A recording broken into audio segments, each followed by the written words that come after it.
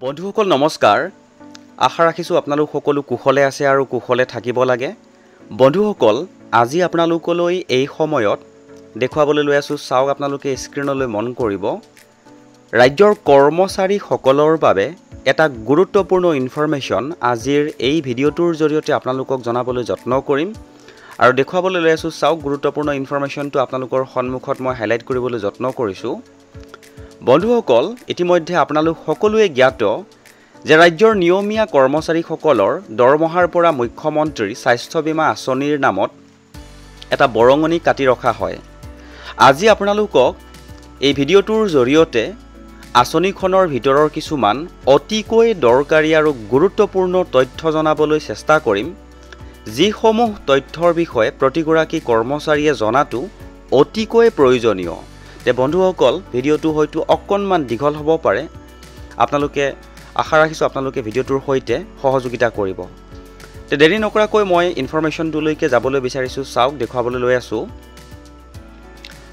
মুখ্যমন্ত্ৰী লোকসেৱক আৰোগ্য যোজনা বুলিলে কি বুজা যায়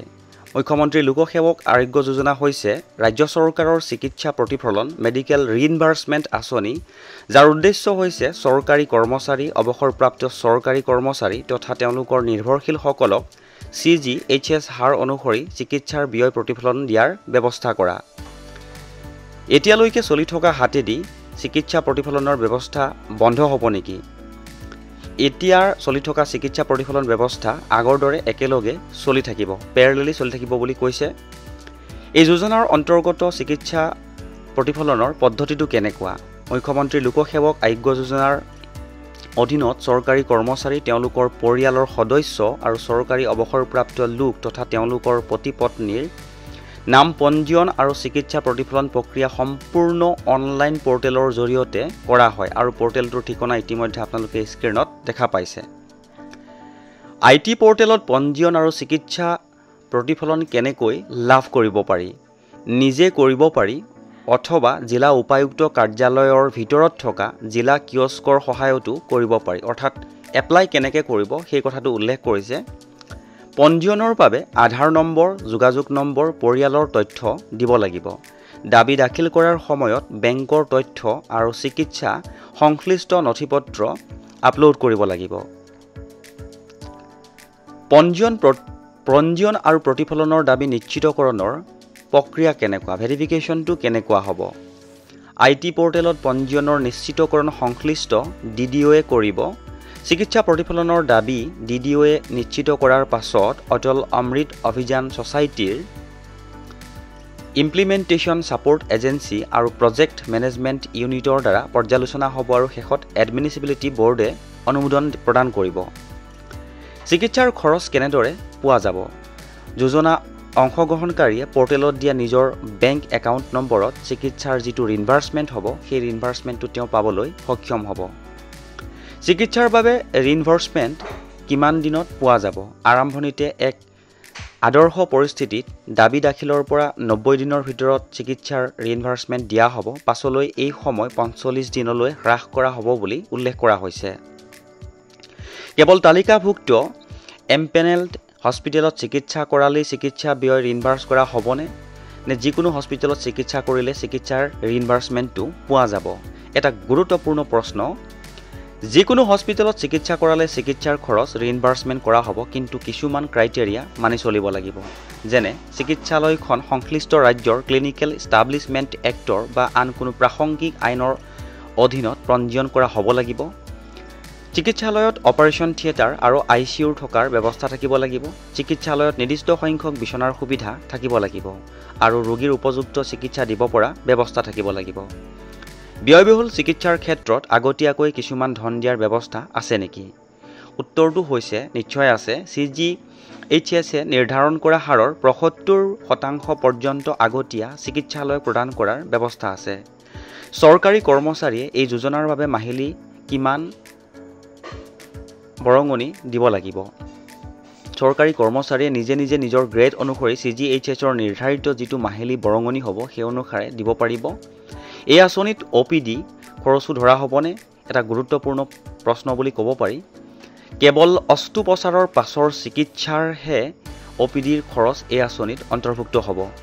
চিকিৎসাৰ খৰচত কোনো সীমা থাকিব নেকি চিকিৎসাৰ খৰচত কোনো ধৰণৰ সীমা নাই কিন্তু প্ৰতিফলন CGHSৰ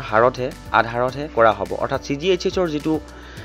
ৰুলছ ৰেগুলেশন গাইডলাইন সেই গাইডলাইন অনুসৰিহে ফলো কৰা হ'ব বুলি উল্লেখ কৰিছে চিকিৎসাৰ প্ৰতিফলনৰ অৰ্থাৎ চিকিৎসা ৰিইম্বাৰ্সমেন্টৰ আধাৰ কি হ'ব CGHSৰ আধাৰত চিকিৎসা প্ৰতিফলন দিয়া হ'ব পুৰণি দাবী জমা দিয়াৰ পাছত তাৰ ব্যৱস্থা কেনেকৈ জানিব পাৰি দাবীৰ অৱস্থা SMS-ৰ জৰিয়তে জানিবলৈ সুবিধা থাকিব ৰোগীৰ কিবা কেবিন ৱাৰ্ড পোৱাৰ অধিকাৰ কেনেকুৱা হ'ব কেবিন সেমি কেবিন বা ৱাৰ্ডৰ অধিকাৰ CGHSৰ গ্ৰেড ভিত্তিত অধিকাৰৰ ভিত্তিত নিৰ্ধাৰণ কৰা হ'ব অৰ্থাৎ সেই গাইডলাইন মতে কৰা হ'ব বুলি উল্লেখ কৰিছে প্ৰতাৰণা বা অনিয়ম ৰোধৰ বাবে কিবা ব্যৱস্থা আছে নেকি নাম পঞ্জীয়ন আধাৰ ভিত্তিত হ'ব DDOয়ে নাম পঞ্জীয়ন আৰু দাবী নিৰীক্ষণ কৰিব চিকিৎসাৰ নথিপত্ৰ দুটা স্তৰৰ মাজেৰে পৰীক্ষা কৰা হ'ব ইমপ্লিমেন্টেশন সাপোৰ্ট এজেন্সি আৰু PM প্ৰজেক্ট মেনেজমেন্ট ইউনিটৰ দ্বাৰা ভেৰিফাই কৰা হ'ব কিছুমান চিকিৎসাৰ প্ৰতিফলন দৰখাস্ত ৰেন্ডম অডিট কৰা হ'ব সকলো চিকিৎসা নথিপত্ৰ ৰিপৰ্ট আদি অডিট পৰীক্ষা কৰা হ'ব কোনো ধৰণৰ অনিয়ম বা প্ৰতাৰণা ধৰা পৰিলে সংশ্লিষ্ট কৰ্মচাৰী বা পেনশনধাৰী শাস্তিমূলক তথা আইনগত ব্যৱস্থা লোৱা হোৱাৰো এটা উল্লেখ কৰিছে অনলাইন চিকিৎসা প্ৰতিফলন প্ৰক্ৰিয়াৰ লাভ কি অনলাইন চিকিৎসা প্ৰতিফলন প্ৰক্ৰিয়াৰ ব্যৱস্থাৰ কিছুমান গুৰুত্বপূৰ্ণ লাভ হ'ল জিলা কিয়স্কৰ সহায়ত সুবিধাভোগীক সহায় আৰু পৰামৰ্শ দেশজুৰি যিকোনো অথৰাইজ চিকিৎসালয়ত চিকিৎসা কৰাৰ সুবিধা প্ৰতিফলন নিৰ্দিষ্ট সময়সীমাৰ দ্বাৰা নিৰ্ধাৰিত অস্ত্ৰোপচাৰৰ পাছৰ OPDৰ ঔষধৰ প্ৰতিফলন পূৰ্বৰ ৰোগ প্ৰিএক্সিষ্টিং ডিজিজৰ আঁচনিত অন্তৰ্ভুক্ত বয়সৰ ভিত্তিত নহয় গ্ৰেডৰ ভিত্তিতহে স্থায়ী প্ৰিমিয়ামৰ নিৰ্ধাৰণ পৰিয়ালৰ সকলো সদস্যক একেটা আঁচনিৰ অন্তৰ্ভুক্ত কৰাৰ সুবিধা কোনো চৰকাৰী কৰ্মচাৰী বা অৱসৰপ্ৰাপ্ত কৰ্মচাৰী এই আঁচনিৰ পৰা আউট হ'ব পাৰিব নেকি নিশ্চয় পাৰিব মুখ্যমন্ত্ৰী লোকসেৱক আয়োগ্য যোজনাৰ পঞ্জীয়ন স্বেচ্ছাধীন যিকোনো চৰকাৰী কৰ্মচাৰী বা পেনশনধাৰীয়ে এই আঁচনিৰ পৰা আউট হ'ব পাৰিব কিন্তু পুনৰ পঞ্জীয়ন কৰিব বিচাৰিলে সম্পূৰ্ণ আৰ্থিক বৰ্ষ শেষ হোৱাৰ পাছতহে কৰিব পাৰিব অভিযোগ দাখিল আৰু নিষ্পত্তিৰ ব্যৱস্থা আছে নেকি নিশ্চয় আছে অভিযোগ নিষ্পত্তিৰ বাবে টোল ফ্ৰী নম্বৰ আৰু ইমেইল ID উপলব্ধ আছে বুলি উল্লেখ কৰিছে MMLSYত নাম পঞ্জীয়নৰ সময়ত কি নথিপত্ৰ লাগিব তলত উল্লেখ কৰা তথ্যসমূহ আপলোড কৰিব লাগিব আধাৰ নম্বৰ যোগাযোগ নম্বৰ ইমেইল ID ঘৰৰ ঠিকনা আৰু পদবী পেন নম্বৰ বিভাগৰ নাম পেনশনধাৰী ক্ষেত্ৰত শেষ পদবী আৰু বিভাগ নিৰ্ভৰশীল সকলৰ তথ্য নিজৰ আৰু মনোনীত ব্যক্তিৰ বেংক একাউণ্টৰ তথ্য PPO নম্বৰ আৰু বিৱৰণ যদি স্বামী স্ত্ৰী দুয়ো চৰকাৰী কৰ্মচাৰী বা পেনশনধাৰী হয় তেন্তে কি দুয়োজনকে বেলেগকৈ পঞ্জীয়ন কৰাটো বাধ্যতামূলক নেকি নহয় তেনেকুৱা যদি স্বামী স্ত্ৰী দুয়ো চৰকাৰী কৰ্মচাৰী বা পেনশনধাৰী হয় তেন্তে কেৱল এজনেই পৰ্টেলত নাম পঞ্জীয়ন কৰিলে হয় আনজনক নিৰ্ভৰশীল হিচাপে উল্লেখ কৰিলে দুয়োজনেই আঁচনিৰ সুবিধা উপভোগ কৰিব পাৰিব বন্ধুসকল আপোনালোকৰ সহায় হোৱাকৈ এটা গুৰুত্বপূৰ্ণ ইনফৰমেশন আপোনালোকক জনাবলৈ যত্ন কৰিলো হয়তো ভিডিওটো অকনমান দীঘল হ'ল কিন্তু আপোনালোকে এই ইনফৰমেশনখিনি নিজৰ মনত সদায় প্ৰতি সময়তে ৰখাটো অতিকৈ প্ৰয়োজনীয় বুলি অনুভৱ কৰি আজিৰ এই ভিডিওটোৰ জৰিয়তে আপোনালোকক এটা দৰকাৰী ইনফৰমেশন জনাবলৈ যত্ন কৰিলো যদি ইনফৰমেশনটো ভাল লাগিছে বা আগলৈকো যদি এনেকুৱা ধৰণৰ কিছুমান ইনফৰমেশন আপোনালোকে পাই থকাটো বিচাৰে তেনেহলে চেনেলটো সাবস্ক্ৰাইব কৰি যাব বুলি আশা ৰাখিলো